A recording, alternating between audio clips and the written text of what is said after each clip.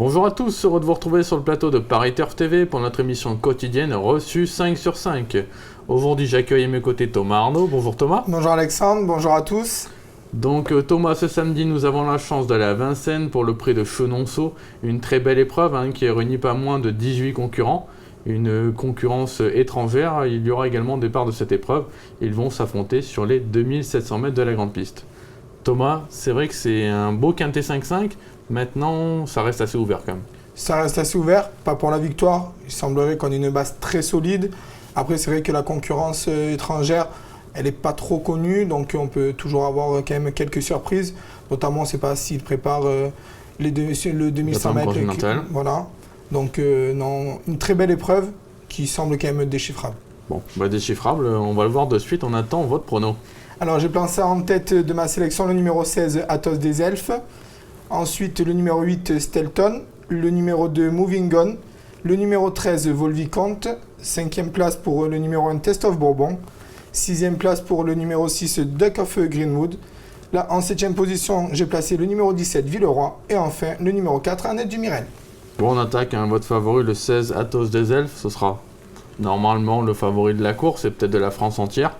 Ils viennent bien se comporter. C'était sur 2100 mètres, il avait le 9 à l'auto. On suppose qu'il va être mieux cette fois. Normalement, il sera beaucoup mieux. Les 2100 mètres, c'était pas vraiment fait pour l'avantager. Il avait hérité du numéro 9. Il est battu par Aladin Descajols. Sur 2100 mètres, il est imbattable. Ensuite, il est battu sur le poteau par Hakim du Cap-Vert. Joël Van Eekhout n'avait même pas sorti la cravache, il n'a rien demandé. Hakim du Cap-Vert, on l'a vu, il fait deuxième du Prix de Bretagne en dernier lieu, dans une très bonne réduction kilométrique. Derrière l'intouchable Thiego Détang. C'est la base intégrale de la course. Je pense qu'il faudrait un cataclysme pour qu'il ne s'impose pas. Bon, pas de cataclysme, c'est mieux d'éviter pour le moment. On va retrouver notre milieu de terrain, Bruno Rocourt, qui a interviewé Joël Van Eekhout, qui vous parle d'Athos des Elfes. Et en plus, on a les images de son dernier entraînement à Grosbois. Vous allez voir, le cheval est tip-top. Joël Van Eekhout, bonjour. Vous aurez Athos des Elfes au départ du prix de Chenonceau. Comment jugez-vous sa tentative dans le prix Marcel Laurent ? Je la trouve excellente. Il est 3e avec le numéro 9 à l'autosac. 2100, c'est pas trop son truc, quoi. Il est plus cheval de long que de court. Mais non, c'était très bien, surtout qu'il avait besoin de monter encore en condition. Voilà, je pense que cette course-là, elle a bien ouvert. On a le sentiment que samedi, il ne devrait pas taper loin. Je pense c'est un peu les objectifs de l'hiver, le Chenonceau puis la course à suivre. Donc, puis tous ces travaux sont bien passés, donc on croise les doigts. Maintenant, il faut un bon parcours.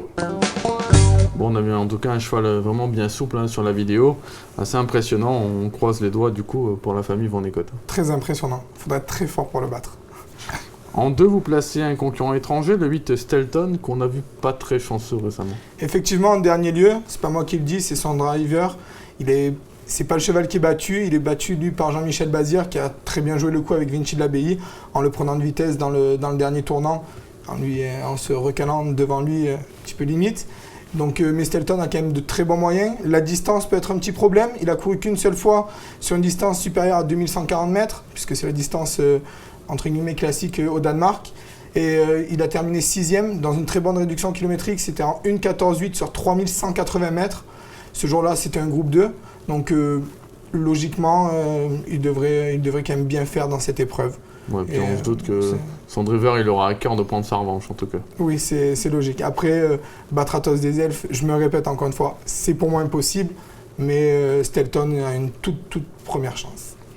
Une autre concurrente étrangère, le de Moving On, celle-là on la connaît bien, elle était pas très chanceuse dans la course de référence. C'est le cas de le dire, elle est vraiment archi malheureuse. Elle a été bloquée, elle a fait 50 mètres, elle s'est même mise au galop juste avant le poteau à damier. Franck Ouvray a réussi à la rechoper pour venir prendre la 6e place. Sur 2700 mètres, c'est 2 courses, première et 3e. Là, elle est défaire des 4 pieds une nouvelle fois. Franck Ouvray de nouveau au sulky. Ça devrait mieux se passer. 2700 mètres, c'est bien. Normalement, sa place est aussi dans les 3 premières. Non. Elle monte un peu de catégorie, mais vous pensez donc qu'elle peut y arriver? Oui, elle peut y arriver, d'autant plus que après c'est les chiffres, Fabrice Soulois, les 3 dernières années, a toujours placé un cheval à l'arrivée du quintet 5-5. Donc bon, pourquoi pas Moving On. Bon, bonne statistique, on dédicace ça à notre roi des stats, Pierre Arena. Le 13, Vaux-le-Vicomte, lui a bien couru en dernier lieu sur 2100 mètres. Peut-être un peu mieux quand même 2100 mètres. Voilà, je le préfère aussi 2100 mètres.